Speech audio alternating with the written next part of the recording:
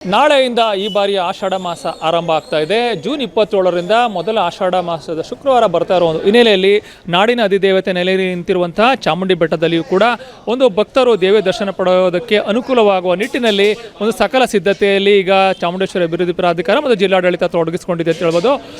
ಇನ್ನು ಈ ಬಾರಿ ಯಾವುದೇ ರೀತಿಯ ನೂಕುನುಗ್ಗಲು ಉಂಟಾಗದಂತೆ ಕೂಡ ಚಾಮುಂಡಿ ಬೆಟ್ಟದಲ್ಲಿ ಹಲವಾರು ರೀತಿಯ ಮುನ್ನೆಚ್ಚರಿಕಾ ಕ್ರಮಗಳನ್ನು ಕೈಗೊಳ್ಳಲಾಗಿದೆ.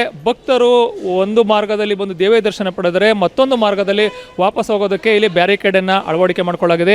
ಎಲ್ಲಿಯೂ ಕೂಡ ನೂಕುನುಗ್ಗಲು ಉಂಟಾಗದಂತೆ, ಗೊಂದಲಗಳು ಉಂಟಾಗದಂತೆ ಈ ಬಾರಿ ಸಾಕಷ್ಟು ಮುನ್ನೆಚ್ಚರಿಕೆಯ ಒಂದು ಕ್ರಮಗಳನ್ನು ಕೈಗೊಳ್ಳಲಾಗಿದೆ.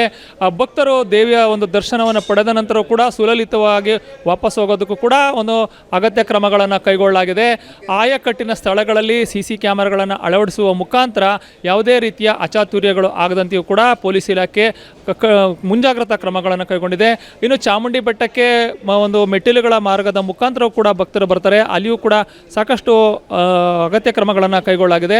ಇನ್ನು ಚಾಮುಂಡಿ ಬೆಟ್ಟಕ್ಕೆ 3 ದಿನ ಅಂತಂದರೆ ಶುಕ್ರವಾರ, ಶನಿವಾರ, ಭಾನುವಾರ 3 ದಿನಗಳ ಕಾಲ ಕೂಡ ಖಾಸಗಿ ವಾಹನಗಳ ಒಂದು ಓಡಾಟಕ್ಕೆ ಒಂದು ನಿರ್ಬಂಧವನ್ನು ಹೇರಲಾಗಿದೆ. ಶುಕ್ರವಾರದಂದು ಎಲ್ಲ ಭಕ್ತಾದಿಗಳಿಗೂ ಕೂಡ ಉಚಿತ ಬಸ್ಗಳ ಮುಖಾಂತರ ಚಾಮುಂಡಿ ಬೆಟ್ಟಕ್ಕೆ ಕರೆತಂದು ವಾಪಸ್ಸು ಕರೆದುಕೊಂಡು ಹೋಗುವಂಥ ವ್ಯವಸ್ಥೆಯನ್ನು ಮಾಡಲಾಗಿದೆ.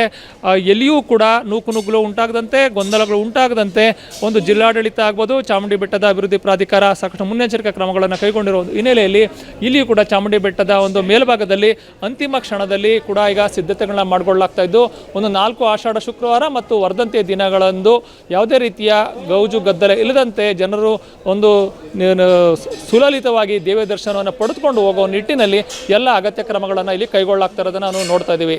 ಕ್ಯಾಮರಾ ಪರ್ಸನ್ ಅರ್ಜುನ್ ಜೊತೆ ರಂಗಸ್ವಾಮಿ, ಪ್ರತಿನಿಧಿ ನ್ಯೂಸ್, ಮೈಸೂರು.